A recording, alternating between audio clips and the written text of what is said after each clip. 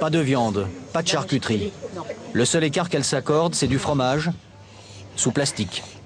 C'est valable à moi, ça va? Oui, oui, ça va. Ah, mais je fais attention.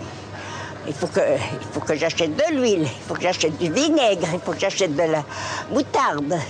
C'est pour combien de temps ça peut Oh, ben là, moi, je cuis ça et je le mets au frigidaire. Et je le prends quand j'ai envie d'en manger. Hein. Oh, là, il y en a pour un mois. Hein. Oh, oui, il y en a pour un mois. 13,29 €. Merci. Paulette se serre la ceinture depuis qu'elle a pris sa retraite, il y a à peine 6 ans. Une précarité qu'elle ne connaissait pas auparavant. Si. Quand je travaillais, j'ai pas dépensé un sou. J'étais nourrie, logée, habillée même par mes patronnes. C'est maintenant que je trouve un peu la vie dure. Hein? C'est 2 fois rien. À 89 ans, Paulette doit donc faire des sacrifices pour se maintenir dans son appartement. Un 2 pièces qu'elle occupe depuis 30 ans. 700 € par mois, c'est bien au-dessus de ses moyens. Et pourtant, toute sa vie, Paulette a officié comme gouvernante chez des particuliers. Le problème, c'est que ce travail était rarement déclaré. Sa retraite ressemble maintenant à une lutte pour la survie. Moi, je y arrive parce que je suis organisée. Voilà. L'organisation, ça fait tout. Et aussi parce que Paulette n'est plus très exigeante sur le contenu de son assiette. Oh, je suis contente de m'asseoir. Le menu de hier, c'était des pâtes. J'en fais pour 3-4 jours. La même chose qu'aujourd'hui. Pour moi, je ne me fais pas de soucis. Hein. Je mange ce qu'il y a.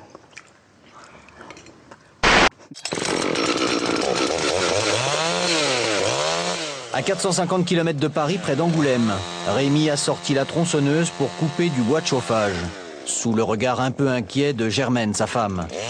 Le voisin leur fait un tarif préférentiel, alors tant pis si à 82 ans, manier une tronçonneuse, c'est un peu risqué. Et au prix où est le bois? Moi, pour 1 €, moi, j'ai un mètre de bois, là. Germaine et Rémi sont d'anciens ouvriers agricoles. Une petite retraite, 1 200 € par mois, à eux deux. Elle n'est pas perdue, hein. Tout ce qu'ils possèdent, c'est cette maison achetée il y a 50 ans, un taudis, sans eau chaude, sans toilette. Des conditions de vie difficiles. Dans la cuisine, la crasse a tout recouvert.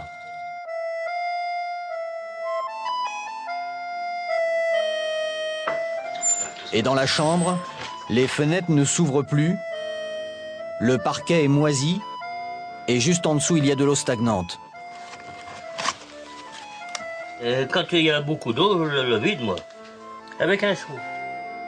Au fil des ans, la maison familiale s'est dégradée jusqu'à devenir insalubre. Est-ce que vous regrettez d'avoir acheté cette maison? Ah oui, alors. Ah oui, si j'avais su qu'il y a autant d'argent à dépenser, je ne l'aurais pas acheté. Le meilleur plan, c'était de rester en loyer. Cette maison en piteux état, tout le monde la connaît dans le village, y compris l'ancien maire qui a vu la situation se dégrader. Bonjour Guy. Comment tu vas? Ça va, toi aussi? Ben, je vais bien. Bonjour madame. Bonjour monsieur. Vous allez bien? Tout le monde se connaît ici? Oh oui, tout le monde se connaît. Pratiquement? Oui, pratiquement tout le monde se connaît. Tout le monde se connaît, et comme tout le monde connaît depuis longtemps la situation de Germaine et Rémi, il y a de quoi être embarrassé. Est-ce que vous avez fait tout ce qui était possible? Pour ces gens-là,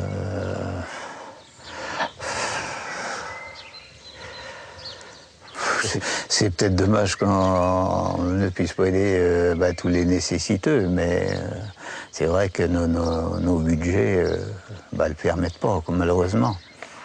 Pas d'argent, ni d'alerte. La mairie n'a pas contacté les services sociaux, laissant Rémi et Germaine seuls face à leur sort. Qui c'est qui nous aurait proposé de l'aide et qu'on n'a jamais voulu être aidé? Qui c'est qui nous aurait proposé ça? Moi, je ne connais pas là dans le village. Non. Il n'y en a pas là. Jamais personne. Cette solitude, René la connaît aussi.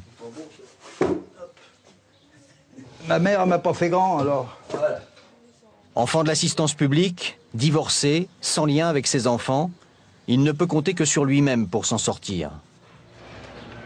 D'autant que dans le centre d'hébergement pour SDF, les nuits sont comptées. Ici, la durée de séjour maximale est de 6 mois.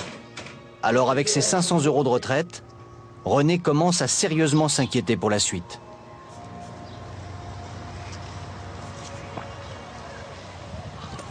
C'est bien simple, il faudrait le double de ce que je touche pour arriver à vivre normalement, quoi.